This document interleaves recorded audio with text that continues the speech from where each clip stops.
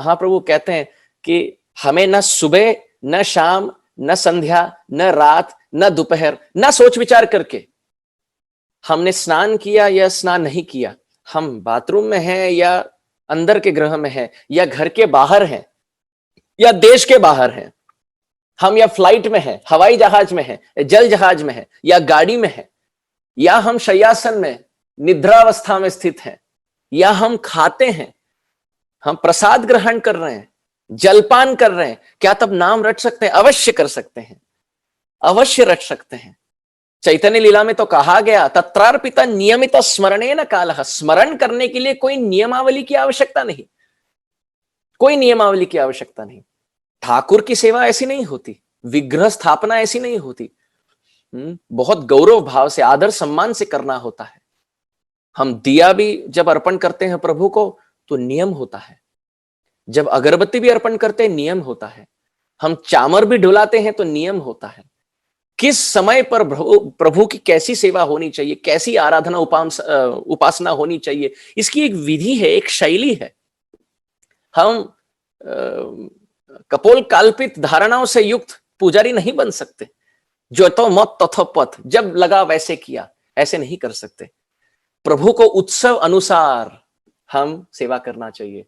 जब झूलन यात्रा का महोत्सव है तो झूला झुलाते हैं, जल क्रीड़ा का महोत्सव है तो सलिल विहार करते हैं, नौका विहार करते हैं, जन्माष्टमी का महा महोत्सव है तो अभिषेक उस प्रकार करते हैं, रामनवमी का उत्सव है तो कथा और कीर्तन उस प्रकार होता है।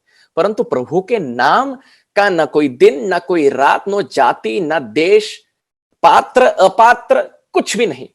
बच्चा भी प्रभु का नाम रट सकता है, स्त्री भी रट सकती है, पुरुष भी रट सकता है, वृद्धावस्था में स्थित व्यक्ति भी रट सकता है, अपंग हो वो भी रट सकता है। अरे मनुष्य को तो छोड़ दीजिए, रामावतार में तो देखते हैं हनुमान जी तो वानर शरीर में स्थित थे, जांबवान तो भालू शरीर में स्थित है, और फिर तो गरुड़ और संपत्ति और जटायु, इनका कहना ही क्या। पक्षी पंछी कीड़ पतंग सब राम नाम के गूंज में मग्न है। तो तत्रार्पित नियमित स्मरणे न काल, न स्मरण करने के लिए न नियम है काल का, न देश का, न परिस्थिति का, न अवस्था का, न शुद्धता, न अशुद्धता, न पवित्रता, न अपवित्रता, कोई भी सोच विचार नहीं। सतत नाम रटना चाहिए, सतत। उठीते बोशीते खाईते शुईते जथा तथा नाम लो। उठते बैठते, खाते पीते, चलते फिरते प्रभु का नाम सतत लेते रहे, सतत। ऐसे एक अवस्था आ जाए कि एक क्षण के लिए भी विस्मृति ना हो, एक क्षण के लिए भी नहीं, सतत निरंतर नाम लो कर तुलसी सेवा। हमारे चैतन्य लीला में तो हरिदास ठाकुर ने वेश्या का उद्धार कर दिया। एक वेश्या आई थी, हरिदास ठाकुर नव यौवन अवस्था में स्थित हैं, घनघोर वन के बीचों बीच बैठे हैं, न देखने वाला कोई व्यक्ति, समय भी रात के मध्याकालीन, तो स्त्री भी सुंदरी और हरिदास ठाकुर का शरीर भी बहुत नवयुवक, और परिस्थिति भी रात का कामजनक, और परिस्थिति देखा जाए स्थान के हिसाब से तो घनघोर वन है, ना कोई मनुष्य को तो छोड़ दीजिए, पशु पंछी भी सोए हैं। तो उस परिस्थिति में वेश्या जब हरिदास ठाकुर के समक्ष आई, उनको आकृष्ट करने का प्रयास किया काम भाव से। हरिदास ठाकुर 3 दिन 3 रात लगातार नाम जपे और वेश्या का हृदय परिवर्तित हो गया, हृदय पिघलने लगा, और ठाकुर हरिदास के चरण में सिर नवाकर कहने लगी, हे ठाकुर महाशय, आप क्षमा कर दे, आपको अपने आध्यात्मिक स्तर से पतन कराने के लिए, घिराने के लिए, इस उद्देश्य से मैं यहां आई थी।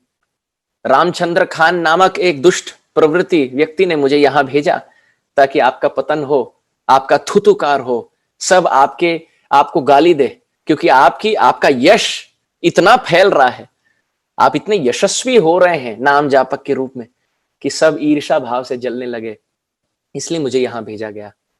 हरिदास ठाकुर महाशय कहने लगे, मैं तो जानता हूं तुम इसी लक्ष्य, इसी उद्देश्य से आई हो। तो लक्ष्य हीरा इस वेश्या ने कहा कि हे ठाकुर महाशय, जब आप जानते हो कि मैं आपका पतन कराने आई हूं तो आप यहां से भागे क्यों नहीं? स्त्री संग के आसपास भी बड़े बड़े विरक्त साधु नहीं आते, और यहां स्त्री आती है तो आप भाग नहीं रहे, क्यों? हरिदास ठाकुर कहने लगे रो रो कर, क्योंकि मैंने पहचान लिया कि तुम भगवान की उतनी ही अंश हो जितना मैं हूं। तुम भगवान से विमुख हो गई हो, भगवान से दूर हो गई हो, इसलिए ये दुष्ट प्रवृत्ति आए हैं। जब सूर्य अस्त हो जाता है, सूर्योदय नहीं होता, सूर्यास्त होता है, तत्क्षण अंधकार छा जाता है।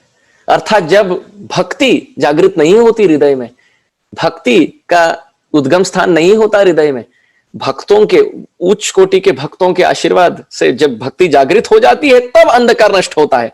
परंतु जब भक्ति नहीं होती, अनुपस्थिति होती है भक्ति की, तब ऐसे सब ईर्षा, द्वेष, काम, क्रोध, मोह के अग्नि के अंधकार जागृत हो जाते हैं।